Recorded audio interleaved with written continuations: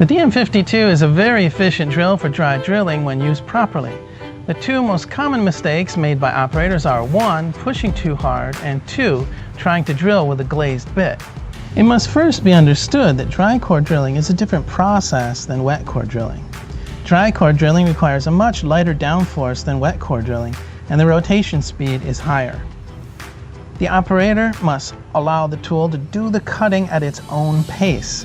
Increasing the downforce will not result in faster progress. It will actually slow it down, since the increased load will result in slower rotation speed as well as overheating of the diamond segments.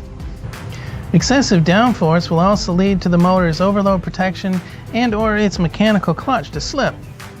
If the overload trips again and again, or if the clutch slips again and again, that means you are using the tool improperly. Generally, if the load increases slowly, the overload protection will trip first. If the load increases suddenly, then the clutch will slip first. Once the clutch slips, release the trigger. Do not allow the clutch to continue slipping. This will lead to premature wear of the clutch. If you are using the tool properly, the situation of the clutch slipping will occur only rarely. One must also understand the principle of how a diamond tool works. The diamond segments have small diamonds embedded throughout the bond matrix of the segment. Under ideal conditions, the diamond segments will be self-sharpening. As the bond matrix abrades away, new diamonds will be exposed, which keep the segments sharp. The DM52 is equipped with soft percussion function, which will help to keep the diamond sharp and assist in dust removal.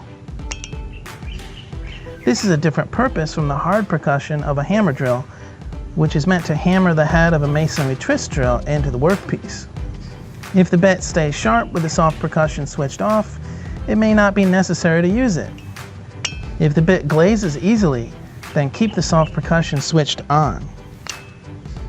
Sometimes, if the work material is not abrasive enough, the diamond segments will polish smooth, meaning the diamonds are no longer projecting out of the bond matrix in the segment. This is called glazing.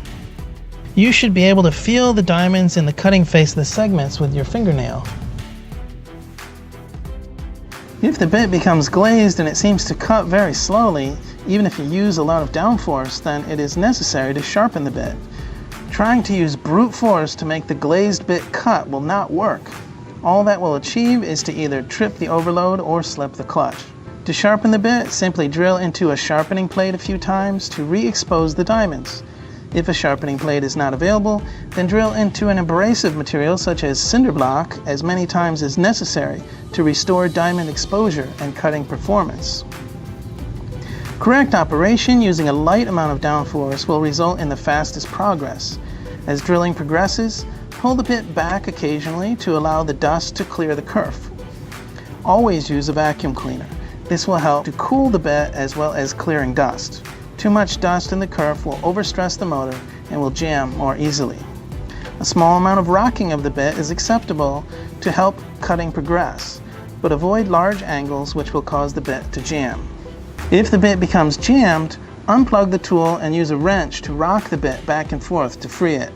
Do not try to free it by switching the tool on and off. That will only overheat the motor and slip the clutch.